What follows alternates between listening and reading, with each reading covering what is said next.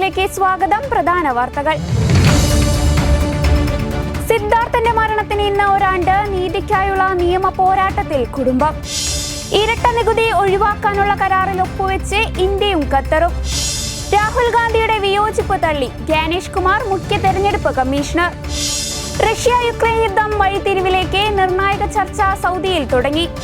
പ്രതിപക്ഷത്തെ സംവാദത്തിന് വെല്ലുവിളിച്ച് മന്ത്രി MP രാജേഷ്. വാർത്തകൾ വിശദമായി. ക്രൂരമായ റാഗിങ്ങിനിരയായ വയനാട് പൂക്കോട് വെറ്റിനറി കോളേജ് വിദ്യാർത്ഥി സിദ്ധാർത്ഥൻ മരിച്ചിട്ട് ഇന്നേക്ക് ഒരു വർഷം. SFI പ്രവർത്തകരടക്കം 18 പേർ പ്രതികളായ കേസ് അട്ടിമറിക്കാൻ തുടക്കം മുതൽ പല തവണയും ശ്രമം നടന്നിരുന്നു. പ്രതികൾക്ക് പഠനം തുടരാനുള്ള ഇടപെടൽ ഹൈക്കോടതി ഡിവിഷൻ ബെഞ്ച് തടഞ്ഞതാണ് കേസിൽ ഒടുവിൽ സംഭവിച്ചത്. സിദ്ധാർത്ഥന്റെ കൊലപാതകം നടന്നതിൻ്റെ വാർഷിക ദിനമാണിന്ന്. തിരുവനന്തപുരത്ത് കാര്യവട്ടത്ത് SFIയുടെ പ്രമുഖ നേതാക്കൾ ഒരു പാവപ്പെട്ട വിദ്യാർത്ഥിയെ അതിക്രൂരമായിട്ട് റാഗ് ചെയ്ത് ഇന്ന് വീണ്ടും അവർ ചരിത്രം ആവർത്തിച്ചിരിക്കുകയാണ്. സംസ്ഥാനത്ത് പല ക്യാമ്പസുകളിലും തുടർച്ചയായി ഇത്തരത്തിലുള്ള റാഗിങ്ങുകൾ തുടരുകയാണ്. ഇതെല്ലാം ഭരിക്കുന്ന കക്ഷിയുടെ വിദ്യാർത്ഥി സംഘടനയുടെ നേതാക്കന്മാരാണ് നടത്തുന്നത്. പോലീസിൻ്റെ നിഷ്ക്രിയത്വവും കേസെടുക്കുന്നതിലുള്ള വീഴ്ചയും അന്വേഷണം നടത്തുന്നതിനുള്ള പാളിച്ചകളും സർക്കാരിൻ്റെ സഹായവുമാണ് ഇത്തരത്തിലുള്ള ക്രൂരമായിട്ടുള്ള റാഗിങ്ങുകൾ അനുസ്യൂതം കേരളത്തിൽ തുടരുന്നതിന് കാരണം. SFI നേതാക്കളെ സാമൂഹ്യ വിരുദ്ധന്മാരായിട്ട് കണക്കാക്കണം. CPM നേതാക്കന്മാർ SFI ഗുണ്ടകളെ സാമൂഹ്യ വിരുദ്ധന്മാരായിട്ട് കണക്കാക്കി അവരെ ഒറ്റപ്പെടുത്താൻ തയ്യാറാവണം. അവരെ സംരക്ഷിക്കുന്നത് കൊണ്ടാണ് ഈ റാഗിംഗ് തുടരുന്നത്. ഇത് രക്ഷിതാക്കളെയും വിദ്യാർത്ഥികളെയും വലിയ തോതിൽ ആശങ്കയിലാക്കിയിരിക്കും. ഞങ്ങൾ നാളെ മുതൽ ഒരു വലിയ സിഗ്നേച്ചർ ക്യാമ്പയിൻ ഓൺലൈനായിട്ടും ഓഫ്ലൈനായിട്ടും ഒരു വലിയ സിഗ്നേച്ചർ ക്യാമ്പയിൻ ഇതിൻ്റെ പേരിൽ നടത്താൻ തീരുമാനിച്ചിരിക്കുകയാണ്. വലിയ പ്രതിഷേധം ഇതിൻ്റെ പേരിൽ ഞങ്ങൾ സംഘടിപ്പിക്കുക. 2024 ഫെബ്രുവരി 18 തിരുവനന്തപുരം സ്വദേശിയായ സിദ്ധാർത്ഥനെ പൂക്കോട് വെറ്റിനറി കോളേജിലെ ഹോസ്റ്റലിലെ ശുചിമുറിയിൽ തൂങ്ങി മരിച്ച നിലയിൽ കണ്ടെത്തിയത്. ആത്മഹത്യയെന്ന് വരുത്തി തീർക്കുവാൻ പോലീസ് ധൃതിപ്പെട്ട സംഭവത്തിൽ അടിമുടി ദുരൂഹതയായിരുന്നു. മരിച്ച സിദ്ധാർത്ഥന്റെ ദേഹത്ത് കണ്ട മുറിവുകളും കോളേജ് അധികൃതരുടെ അസ്വാഭാവിക പെരുമാറ്റവും മരണകാരണം അന്വേഷിക്കണമെന്ന് ആവശ്യപ്പെട്ട് സിദ്ധാർത്ഥന്റെ വീട്ടുകാർ പരാതി നൽകുന്നതിൽ എത്തിച്ചു. കോളേജിലെ പൊതുദർശനത്തിന് വെച്ച മൃതദേഹം വീട്ടിലേക്ക് കൊണ്ടുവരുമ്പോൾ കോളേജിൽ വെച്ച് ആംബുലൻസിലേക്ക് ഒരാൾ എറിഞ്ഞ കടലാസും അതിലൂടെ പുറത്തു വന്ന വിവരങ്ങളുമാണ് അതിക്രൂരമായ റാഗിങ്ങിന് സിദ്ധാർത്ഥൻ ഇരയായെന്ന വിവരം വീട്ടുകാർ അറിയുവാൻ ഇടയാക്കിയത്. 16-ാം തീയതി മുതൽ SFI പ്രവർത്തകരടക്കമുള്ളവരിൽ നിന്ന് പാറപ്പുറത്തും മുറിയിലും വെച്ച് സിദ്ധാർത്ഥൻ ക്രൂരമായി മർദ്ദിക്കപ്പെട്ടു. പിന്നാലെയാണ് ഹോസ്റ്റലിലെ ശുചിമുറിയിൽ തൂങ്ങിയ നിലയിൽ മൃതദേഹം കണ്ടെത്തിയത്. ആത്മഹത്യയെന്ന് വരുത്തിത്തീർക്കുവാൻ പോലീസ് കൊണ്ടുപിടിച്ച് ശ്രമിച്ചപ്പോൾ പ്രതികളെ രക്ഷിക്കുവാൻ ഹോസ്റ്റൽ വാർഡനും ഡീനും പ്രയത്നിച്ചു. SFI പ്രവർത്തകരായ പ്രതികളെ സഹായിക്കുന്നതായിരുന്നു സർക്കാർ നിലപാടുകൾ. ഒടുവിൽ സമ്മർദ്ദം ശക്തമായതോടെയാണ് കേസിൽ നടപടികളുണ്ടായത്. കേസിൽ ഉന്നതതല അന്വേഷണത്തിന് ഉത്തരവിട്ടു. ഇതോടെ മരണത്തിന് ഉത്തരവാദികളായ 19 വിദ്യാർത്ഥികൾ അറസ്റ്റിലായി. ഗവർണറുടെ ഇടപെടലിലൂടെ VCയും ഡീനും വാർഡനുമെല്ലാം നടപടി നേരിട്ടു. CPM നേതാവും മുൻ MLAയുമായ CK ശശീന്ദ്രൻ പ്രതികളെ എത്തിച്ചപ്പോൾ മജിസ്ട്രേറ്റിന്റെ വസതിയിൽ എത്തിയെന്ന വിവാദവും CPM നിലപാടിനെ സംശയത്തിലാക്കുന്നതായിരുന്നു. കുടുംബത്തിന്റെ ആവശ്യപ്രകാരം കേസ് പിന്നീട് സർക്കാർ CBIക്ക് വിട്ടെങ്കിലും രേഖകളടക്കം കൈമാറുന്നതിൽ താമസം വരുത്തി കേസ് അന്വേഷണം വൈകിപ്പിക്കുവാനുള്ള ശ്രമവും ഉണ്ടായി. കേസിലെ പ്രതികൾക്ക് മണ്ണൂത്തി ക്യാമ്പസിൽ തുടർ പഠനം നടത്തുവാൻ അടുത്തിടെ ഹൈക്കോടതി അനുമതി നൽകി. എന്നാൽ ഇതിന് ഡിവിഷൻ ബെഞ്ചിനെ സമീപിച്ച് സ്റ്റേ വാങ്ങിയിരിക്കുകയാണ് സിദ്ധാർത്ഥന്റെ കുടുംബം. വയനാട് പുനരധിവാസത്തിനുള്ള കേന്ദ്ര വായ്പാ വിനിയോഗത്തിന് കൂടുതൽ സമയം ആവശ്യപ്പെടുമെന്ന് ധനമന്ത്രി KN ബാലഗോപാൽ. പദ്ധതി തുടങ്ങിവെക്കുന്നതിനാണ് ആദ്യ പരിഗണന എന്നും ധനമന്ത്രി പറഞ്ഞു. വയനാടിനെ വായ്പ തന്നിട്ട് 1.5 മാസം കൊണ്ട് ചെലവഴിക്കണമെന്ന് കേന്ദ്രം പറഞ്ഞതിനെതിരെ വ്യാപകമായ വിമർശനം ഉയർന്നിട്ടുണ്ട്. എങ്കിലും എത്രയും പെട്ടെന്ന് കാര്യങ്ങൾ ചെയ്യാനുള്ള നീക്കത്തിലാണെന്ന് മന്ത്രി അറിയിച്ചു. ഇത്രയും വിവരം കെട്ട ഒരു മുന്നണി UDF ഉണ്ടോ? വയനാട്ടിലെ പ്രതിസന്ധിക്ക് സമ്പൂർണ്ണ ഉത്തരവാദി കേരള ഗവൺമെന്റാണ്. ഭൂമി ഏറ്റെടുക്കൽ നടന്നിട്ടില്ല, എസ്റ്റേറ്റുമായിട്ടുള്ള തർക്കം പരിഹരിച്ചിട്ടില്ല, മാസ്റ്റർ പ്ലാൻ ഇതുവരെ അന്തിമമായിട്ടില്ല, കയ്യിലുള്ള കാശെടുത്ത് എങ്ങനെ ചെലവഴിക്കുന്നുള്ളതിനെക്കുറിച്ച് പദ്ധതിയില്ല, ഇപ്പം കിട്ടിയ ധനസഹായം എങ്ങനെ വിനിയോഗിക്കും ഒന്നുമില്ല. ഒരു തരത്തിലുള്ള പ്ലാനും ഇല്ല. നിങ്ങളിപ്പോൾ പുത്തുമലയിലും കവളപ്പാറയിലും ഇത് നടത്തിയല്ലോ പുനരധിവാസം. അതിനെക്കുറിച്ച് എന്താണ് UDF-നും നേതാക്കന്മാർക്ക് പറയാനുള്ളത്? എന്താ അവിടെയൊക്കെ നടന്ന പുനരധിവാസം? എന്താ റീബിൽഡ് കേരള? മഹാപ്രളയത്തിന് ശേഷം സഹസ്രകോടിക്കണക്കിന് രൂപ ഖജനാവിൽ വരുത്തിയിട്ട് എവിടെ റീബിൽഡ് കേരള? എന്നിട്ട് പറയാം യോജിച്ച സമരത്തിന് പോവുകയാണ് മോദിക്കെതിരെ. നാണമുണ്ടോ സുധാകര, പിന്നെ സതീശ? നിങ്ങൾ എന്ത് യോജിച്ച സമരത്തിനാണ് പോകുന്നത്? സർക്കാരിനെ രക്ഷപ്പെടുത്തുകയല്ലേ നിങ്ങൾ ചെയ്യുന്നത്? LDF-നെ സഹായിക്കുകയല്ലേ നിങ്ങൾ ചെയ്യുന്നത്? തലയിൽ ആൾ താമസം വേണ്ടേ? ഗ്രാൻഡ് എന്ന് പറഞ്ഞിട്ട് ഇവർ ചോദിച്ചത് വായ്പയാണ്, പലിശരഹിത വായ്പ. പിന്നെ എന്താ നിങ്ങൾ തിരുത്തിയോ ആരെങ്കിലും? നിങ്ങളില്ല സാർ, നിങ്ങളുടെയൊക്കെ ബ്രേക്കിംഗ് ന്യൂസ് ഞാൻ കണ്ടു. നിങ്ങൾക്ക് വേറെ ജോലി, നിങ്ങൾ ചുമ്മാ പിന്നെ ഒരു കാര്യം അറിയുന്നതിന് മുമ്പ് നിങ്ങൾ ആദ്യം ഒരു ബ്രേക്കിംഗ്, അപ്പോഴേക്ക് സതീശൻ കുടയെടുത്തിട്ട് ഇറങ്ങും. ഇതാണോ പ്രതിപക്ഷത്തിന്റെ ജോലി? എന്തിനാ ചോദിച്ചെന്ന് അവർ മനസ്സിലാക്കണ്ടേ? കേരള ഗവൺമെന്റിന്റെ ഇനിഷ്യേറ്റീവിൽ എന്ത് കാര്യം നടന്നു എന്നാണ് നിങ്ങൾ പറയുന്നത്? നിങ്ങൾക്ക് രാഷ്ട്രീയം ഉണ്ടാവും, അത് നിങ്ങൾ ഉപയോഗിക്കരുത്. കാരണം സ്റ്റേറ്റ് ഗവൺമെന്റ് ഇങ്ങനെ ഇതിനു മുമ്പ് ഇവിടെ ദുരന്തങ്ങൾ ഉണ്ടായിട്ടുണ്ടല്ലോ. പുത്തുമലയിൽ ദുരന്തം ഉണ്ടായിട്ടുണ്ട്, കവളപ്പാറയിൽ ദുരന്തം ഉണ്ടായിട്ടുണ്ട്. അവിടെയൊക്കെ എന്ത് നടന്നു, സ്റ്റേറ്റ് ഗവൺമെന്റ് എന്ത് ചെയ്തു എന്നുള്ളത് ഒരു ഓഡിറ്റിങ്ങിന് വിധേയമാക്കുമോ? ഇല്ല. ഇതാണ് പ്രതിപക്ഷം ചെയ്യേണ്ടത്. അതിന് പകരം പ്രതിപക്ഷം ഞങ്ങൾ യോജിച്ച സമരത്തിന് നീ യോജിച്ച സമരം നടന്നിട്ടും മോദിയുടെ മൂക്കിൽ വലിക്കാൻ പോകില്ല. ഞാൻ പറഞ്ഞ കാര്യത്തിൽ നിങ്ങൾ ഇപ്പോഴും നിങ്ങൾക്ക് അതിലൊരു തട്ടിക്കൊടുക്കുക എന്നുള്ളതാണ്.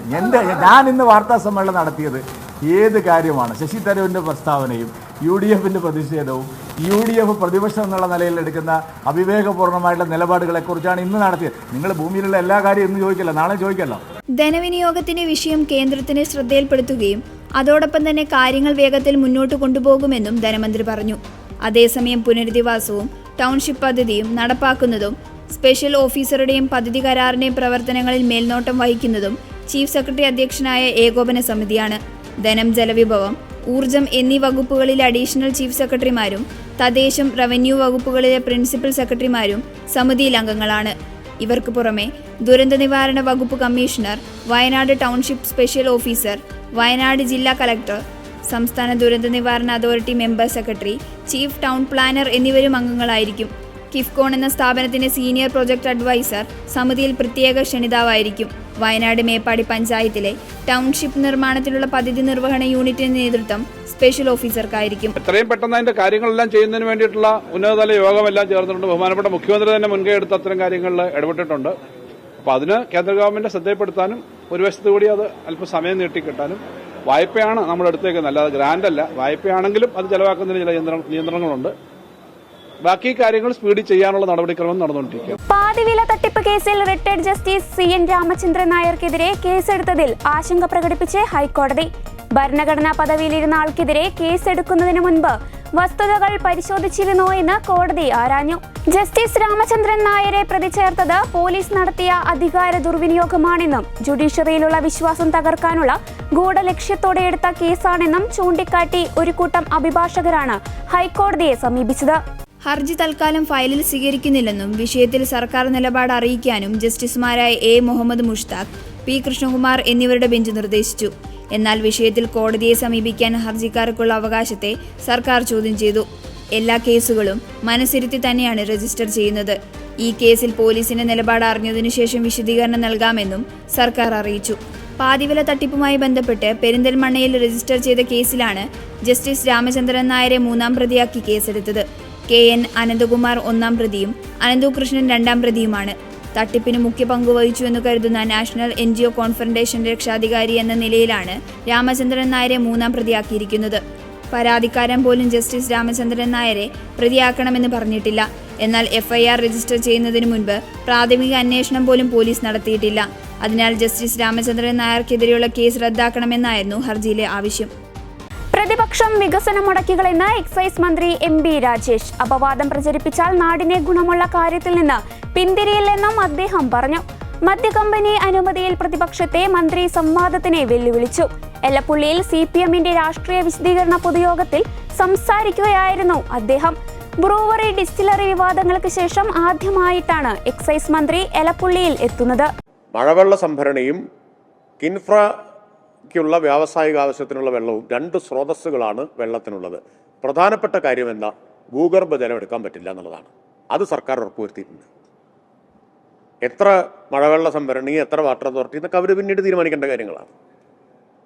ഭൂഗർഭജലം എടുക്കാൻ പറ്റില്ല എന്ന് സർക്കാർ ഉറപ്പുവരുത്തിയിട്ടുണ്ട്. അപ്പോഴാണല്ലോ ചോദ്യം വന്നത്, ഭൂഗർഭജലം എടുക്കാതെ എവിടുന്ന് വെള്ളം?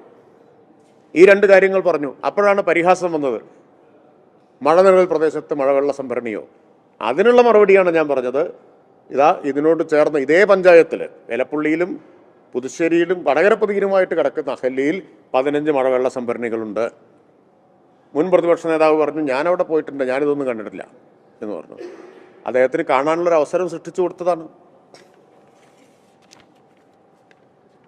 കൂടുതൽ വിശദീകരിക്കേണ്ട കാര്യമുണ്ടെന്നൊന്നുമില്ല, കാരണം പ്രതിപക്ഷം സ്വമേധയാ പിന്മാറിക്കഴിഞ്ഞിട്ടുണ്ട് അതിൽ നിന്ന്. ഈ വസ്തുതയുടെ അടിസ്ഥാനത്തിലല്ലാതെ ഏത് ആരോപണം ഉന്നയിച്ചാലും അല്പായുസാവും. അതുമായിട്ടൊന്നും മുന്നോട്ട് പോകാൻ പറ്റില്ല. ഇപ്പോൾ ഒരു നല്ല കാര്യം നമ്മുടെ നാട്ടിൽ നടന്നാൽ അവാസ്തവം പറഞ്ഞിട്ട് അതിനെ എതിർക്കുക, മുടക്കുക എന്നൊരു സമീപനമല്ലേ പ്രതിപക്ഷം സ്വീകരിക്കുന്നത് ഒരു ഭാഗത്ത്. ഇനി ആരെങ്കിലും വാസ്തവം പറഞ്ഞാലോ അവരെ വളഞ്ഞിട്ട് ആക്രമിക്കുകയും ഒറ്റപ്പെടുത്തുകയും ചെയ്യുക. ശശി തരൂർ ഇപ്പോൾ അത് അനുഭവിച്ചുകൊണ്ടിരിക്കുകയാണ്. അദ്ദേഹം എന്നല്ലേ പറഞ്ഞത്, നമ്മുടെ നാട്ടിലൊരു നല്ല മാറ്റം വരുന്നു എന്ന് വസ്തുതകളുടെ അടിസ്ഥാനത്തിൽ അദ്ദേഹം പറഞ്ഞപ്പോൾ അദ്ദേഹത്തെ ഒറ്റപ്പെടുത്തി. ഒരു പുതിയ പ്രോജക്റ്റ് നാട്ടിൽ വരുമ്പോൾ അവാസ്തവം പറഞ്ഞിട്ടതിനെ ഇല്ലാതാക്കാനും തകർക്കാനും നോക്കുക. സർക്കാർ എന്തായാലും ബജറ്റിൽ പ്രഖ്യാപിച്ചിട്ടുണ്ട് 6000 മുതൽ 10000 കോടി വരെ ഉള്ള ഒരു പുതിയ ബിസിനസ്സാണ് എത്തനോൾ എന്ന് പറഞ്ഞാൽ.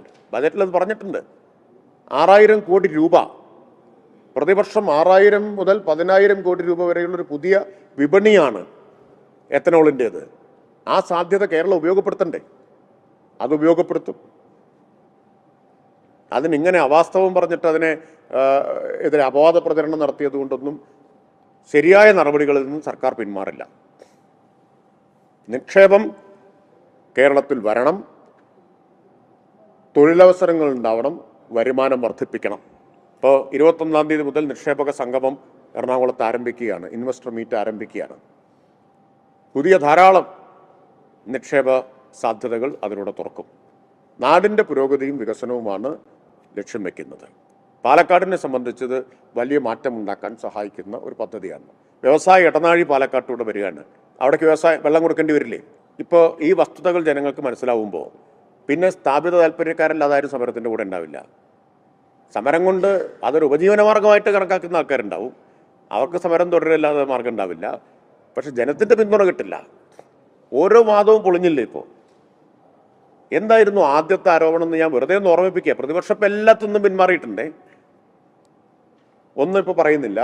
ഒന്നാമത്തെ ആരോപണം ടെൻഡറായിരുന്നു. പിന്നെ അതിനെപ്പറ്റി മിണ്ടിയില്ലല്ലോ. പിന്നെ വന്ന ആരോപണം എന്തായിരുന്നു? ഇവർ മാത്രം എങ്ങനെ അറിഞ്ഞു എന്നുള്ളതാണ്. ആരും അറിയാതെ നയം മാറ്റി. ഞാൻ പറഞ്ഞല്ലോ, നയം മാറ്റിയത്, പുതിയ നയത്തിൽ ഇക്കാര്യം പ്രഖ്യാപിച്ചത് ആദ്യം അറിഞ്ഞവർ പ്രതിപക്ഷ നേതാവും മുൻ പ്രതിപക്ഷ നേതാവുമാണ്. കാരണം പിറ്റേന്ന് അവരുടെ പ്രസ്താവനയാണ് ആദ്യം വന്നത്. OIC അറിഞ്ഞതിന് മുമ്പേ അറിഞ്ഞിട്ടുണ്ട് ഇവരെ. അവരുടെ പ്രസ്താവന നിങ്ങളെല്ലാം പ്രാധാന്യത്തോടെ കൊടുത്തതാണ്. എന്നിട്ട് അവർ പറയാണ് ആരും അറിയാതെ നയം മാറ്റി. അപ്പോൾ അത് പരാജയമായി. പിന്നെ എന്തെല്ലാമാണോ പറഞ്ഞത് അതെല്ലാം പരാജയപ്പെട്ടപ്പോഴായിരുന്നല്ലോ വെള്ളത്തിൻ്റെ പ്രശ്നം ഉയർത്തിയത്. അതാണല്ലോ ഇപ്പോൾ വ്യക്തമാക്കിയത്. എങ്ങനെയാണ് വെള്ളം കണ്ടെത്തുക, ഭൂമിയിൽ നിന്ന് വെള്ളം ഊറ്റുന്ന പ്രശ്നം. പിന്നെ എന്തിനെതിരെ സമരം? മദ്യക്കമ്പനി വരുമ്പോൾ നിരവധി പേർക്ക് ജോലി ലഭിക്കും.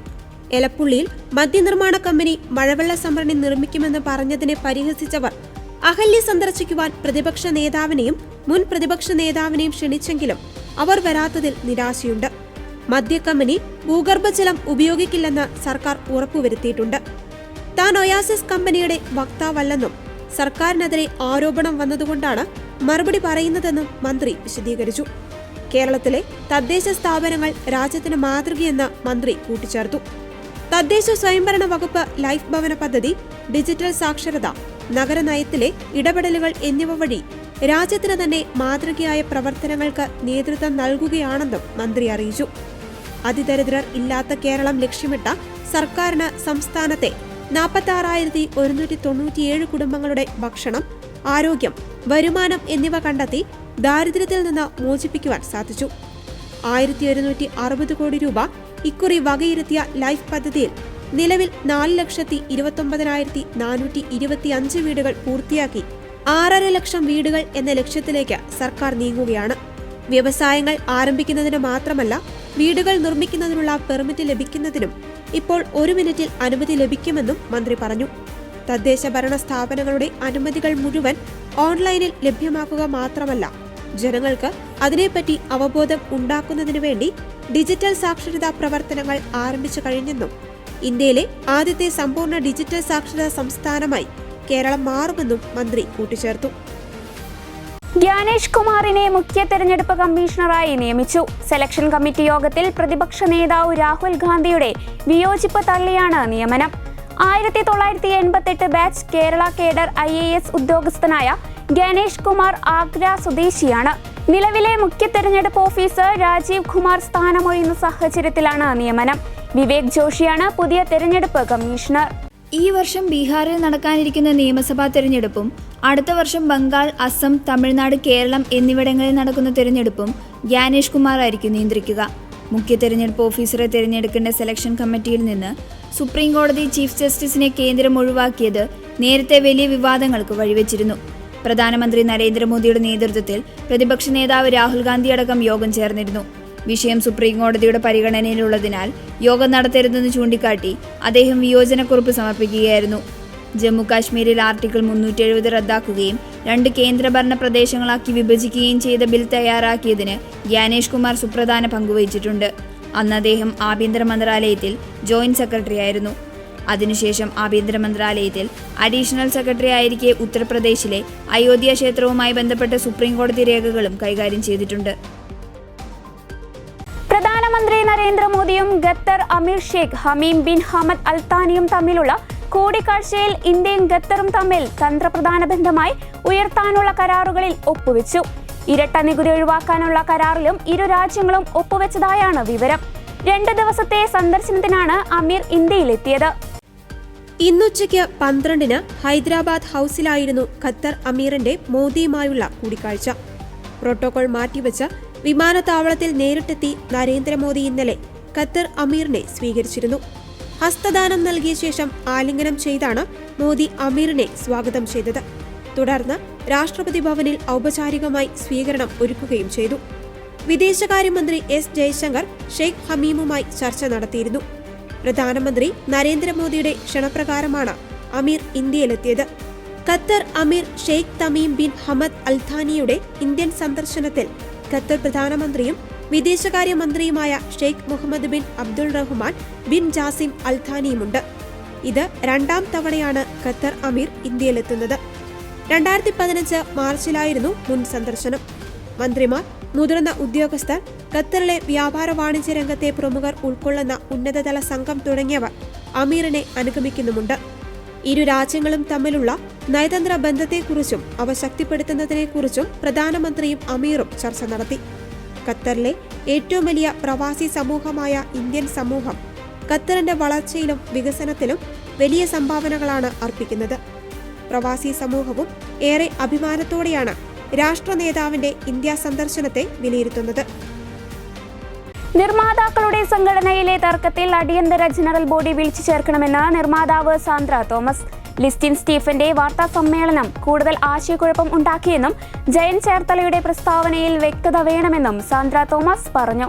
നിർമ്മാതാക്കൾക്കെതിരെ രൂക്ഷ വിമർശനവുമായി ജയൻ ചേർത്തല രംഗത്തെത്തിയിരുന്നു. കിട്ടാവുന്ന ഗുണങ്ങളെല്ലാം കൈപ്പറ്റിയ ശേഷം താരസംഘടനയും താരങ്ങളെയും പ്രൊഡ്യൂസേഴ്സ് അസോസിയേഷൻ അധിക്ഷേപിക്കുകയാണെന്ന് അമ്മ പ്രതിനിധി ജയൻ ചേർത്തല തുറന്നടിച്ചു. താരങ്ങളുടെ കച്ചവട മൂല്യം നിർമ്മാതാക്കൾ ഉപയോഗിക്കുമ്പോൾ അവർ അർഹിക്കുന്ന പണം നൽകേണ്ടി വരുമെന്നും വ്യക്തമാക്കി.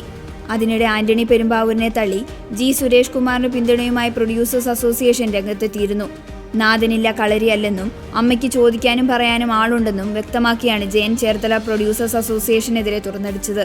സിനിമാ സമരം സംയുക്ത യോഗത്തിലെടുത്ത തീരുമാനമാണെന്നും ക്ഷണിച്ചിട്ട് യോഗത്തിന് വരാതെ സമൂഹ മാധ്യമങ്ങൾ വഴി ആന്റണി പെരുമ്പാവൂർ പ്രതികരിച്ചത് അനുചിതമാണോ എന്നും കുറിപ്പിലുണ്ട്.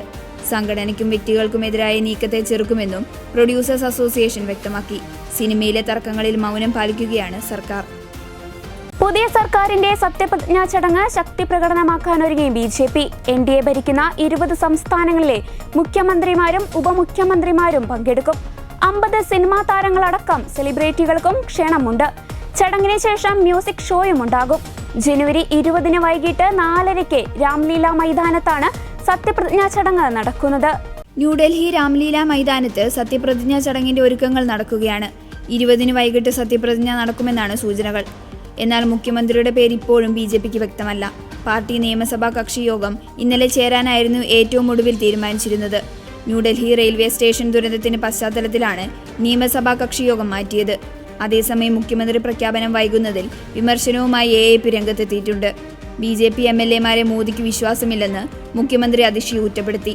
പ്രധാനമന്ത്രി നരേന്ദ്രമോദിയും BJP അധ്യക്ഷൻ JP നദ്ദയും പങ്കെടുക്കുമെന്ന് പ്രതീക്ഷിക്കുന്ന ചടങ്ങിൽ ഭാവി മുഖ്യമന്ത്രിക്കൊപ്പം മറ്റു മന്ത്രിമാർക്കും വേദിയിൽ സ്ഥാനമുണ്ടാകുമെന്നാണ് കരുതുന്നത്. ന്യൂഡൽഹി മണ്ഡലത്തിൽ കേജ്രിവാളിനെ അട്ടിമറിച്ച് വിജയം നേടിയ പർവേഷ് വർമ്മയാണ് മുഖ്യമന്ത്രി സ്ഥാനത്തേക്ക് പരിഗണിക്കപ്പെടുന്നവരിൽ പ്രധാനി. മുൻ പ്രതിപക്ഷ നേതാവ് വിജേന്ദർ ഗുപ്തയും മുഖ്യമന്ത്രി സ്ഥാനത്തേക്ക് പാർട്ടി ഉയർത്തിക്കാണിക്കുന്നു. വനിതാ മുഖ്യമന്ത്രിയാണെങ്കിൽ രേഖ ഗുപ്ത, ശിഖ റോയ് എന്നിവരിൽ ഒരാൾക്ക് നറുക്കു വീണേക്കാം. മാനന്തവാടി കമ്പമല വനപ്രദേശത്ത് വീണ്ടും കാട്ടുതീ പടർന്നു. ഇന്നലെ തീ പടർന്ന അതേ പ്രദേശത്ത് തന്നെയാണ് ഇന്ന് വീണ്ടും കാട്ടുതീ പടർന്നത്. ഫയർഫോഴ്സ് സംഘവും വനപാലകരും സ്ഥലത്ത് തീയണയ്ക്കാൻ ശ്രമിക്കുകയാണ്. അതിനിടെ ആലപ്പുഴയിലെ തീപിടുത്തത്തിൽ ദുരൂഹതയുണ്ടെന്നും സ്വാഭാവിക തീയല്ല പടരുന്നതെന്നും മാനന്തവാടി DFO മാർട്ടിൻ ലോവൽ പ്രതികരിച്ചു. ആരോ കത്തിച്ചെങ്കിൽ മാത്രമേ തീ ഇത്തരത്തിൽ പടരുകയുള്ളൂവെന്നും അദ്ദേഹം പറഞ്ഞു. മാനന്തവാടി പിലാക്കാവ് കമ്പമല വനമേഖലയിൽ വൻ തീപിടുത്തം. പുൽമേടുകൾ നിറഞ്ഞ കമ്പമലയുടെ ഒരു ഭാഗം പൂർണ്ണമായും കത്തിനശിച്ചു. സംഭവസ്ഥലത്ത് വനംവകുപ്പ് ഉദ്യോഗസ്ഥർ എത്തിയിട്ടുണ്ട്. തീ നിയന്ത്രണ വിധേയമാക്കുവാനുള്ള ശ്രമങ്ങൾ തുടർന്നു വരികയാണ്. വനംവകുപ്പും ഫയർഫോഴ്സ് സംഘങ്ങളും സംയുക്തമായി ചേർന്നാണ് തീ അണയ്ക്കുവാൻ ശ്രമിക്കുന്നത്. ചൂട് കൂടിയതാവാം തീ പടർന്നു പിടിക്കുവാൻ കാരണമെന്നാണ് നിഗമനം. നിലവിൽ മേഖലയിൽ തീ ആളിപ്പടരുന്ന സ്ഥിതിയാണുള്ളത്. വനമേഖലയിലെ പുൽമേട്ടിലാണ് ഇപ്പോൾ തീ പടർന്നിരിക്കുന്നതെങ്കിലും വനമേഖലയിലേക്ക് കടക്കുമോ എന്ന ആശങ്ക നിലനിൽക്കുന്നു. സംസ്ഥാനത്ത് ഇന്നും ചൂട് കൂടുമെന്ന് കാലാവസ്ഥാ നിരീക്ഷണ കേന്ദ്രം മുന്നറിയിപ്പ് നൽകിയിരുന്നു. കേരളത്തിൽ ഒറ്റപ്പെട്ട ഇടങ്ങളിൽ സാധാരണയുള്ളതിനേക്കാൾ 2 മുതൽ 3 ഡിഗ്രി സെൽഷ്യസ് വരെ താപനില ഉയരുമെന്നാണ് മുന്നറിയിപ്പിൽ പറയുന്നത്. ഉയർന്ന ചൂട് രേഖപ്പെടുത്തുവാൻ സാധ്യതയുള്ളതുകൊണ്ട് സംസ്ഥാന ദുരന്ത നിവാരണ അതോറിറ്റി പൊതുജനങ്ങളുടെ ശ്രദ്ധയ്ക്ക് ജാഗ്രതാ നിർദ്ദേശങ്ങൾ പുറപ്പെടുവിച്ചിട്ടുണ്ട്. റഷ്യ-യുക്രൈൻ യുദ്ധത്തിൽ സുപ്രധാന നീക്കവുമായി US. യുദ്ധം അവസാനിപ്പിക്കാനുള്ള നീക്കങ്ങളുടെ ഭാഗമായി റിയാദിൽ US ഉദ്യോഗസ്ഥരും റഷ്യൻ പ്രതിനിധികളും കൂടിക്കാഴ്ച നടത്തി. US state secretary Marco Rubio, ദേശീയ സുരക്ഷാ ഉപദേഷ്ടാവ് മൈക്ക് വാൾട്സ് എന്നിവരാണ് റഷ്യൻ പ്രതിനിധികളുമായി കൂടിക്കാഴ്ച നടത്തിയത്. യുദ്ധത്തിൽ നിന്ന് പിന്മാറാൻ തയ്യാറായാൽ റഷ്യയ്ക്കുമേൽ US ഏർപ്പെടുത്തിയ ഉപരോധങ്ങൾ നീക്കാമെന്ന് റഷ്യൻ പ്രസിഡന്റ് വ്ളാഡിമിർ പുടിന് US പ്രസിഡന്റ് ഡൊണാൾഡ് ട്രംപ് ഉറപ്പു നൽകിയതായി അന്താരാഷ്ട്ര മാധ്യമങ്ങൾ റിപ്പോർട്ട് ചെയ്തു. എന്നാൽ സൗദിയിൽ നടക്കുന്ന ചർച്ചയിലേക്ക് യുക്രൈനെ ക്ഷണിച്ചിട്ടില്ലെന്ന് പ്രസിഡന്റ് വളാഡിമിർ സെലൻസ്കി പ്രതികരിച്ചു. കടലാസിൽ മാത്രമായി സുരക്ഷാ വാഗ്ദാനങ്ങൾ ഒതുക്കരുതെന്നും അദ്ദേഹം പറഞ്ഞു. ഈ ആഴ്ച താൻ സൗദി സന്ദർശനം നടത്തുന്നുണ്ടെന്നും റഷ്യയുമായുള്ള ചർച്ചയ്ക്കില്ലെന്നും സെലൻസ്കി അറിയിച്ചു. സൗദി പ്രതിനിധികളുമായിട്ടായിരിക്കും ചർച്ച. യൂറോപ്യൻ സഖ്യകക്ഷികളെ മാറ്റി നിർത്തിയാണ് ട്രംപ് റഷ്യ-യുക്രൈൻ യുദ്ധം അവസാനിപ്പിക്കുവാനുള്ള നീക്കവുമായി മുന്നോട്ടു പോകുന്നതെന്നാണ് ശ്രദ്ധേയം. യുക്രൈന്റെ പ്രകൃതി വിഭവങ്ങൾ സ്വന്തമാക്കാനായി US ശ്രമിക്കുന്നുണ്ടെന്നും രാജ്യാന്തര മാധ്യമങ്ങൾ റിപ്പോർട്ട് ചെയ്യുന്നു. യുക്രൈന്റെ ധാതു സമ്പത്തിന്റെ 50% തങ്ങളുടെ വരുതിയിലാക്കുവാനാണ് USന്റെ ശ്രമം. റഷ്യ-അമേരിക്ക നയതന്ത്ര ഉഭയകക്ഷി ബന്ധം ഊഷ്മളമാക്കുന്നതിനായി ഒരു റഷ്യൻ തടവുകാരനെ US മോചിപ്പിക്കുകയും ചെയ്തു. ഇതോടെ ഗുഡ്നസ് ഈവനിംഗ് ന്യൂസ് പൂർണ്ണമാകുന്നു. കൂടുതൽ വാർത്താ അപ്ഡേറ്റുകൾക്കായി ഗുഡ്നസ് ന്യൂസ് ചാനൽ സന്ദർശിക്കുക. നന്ദി.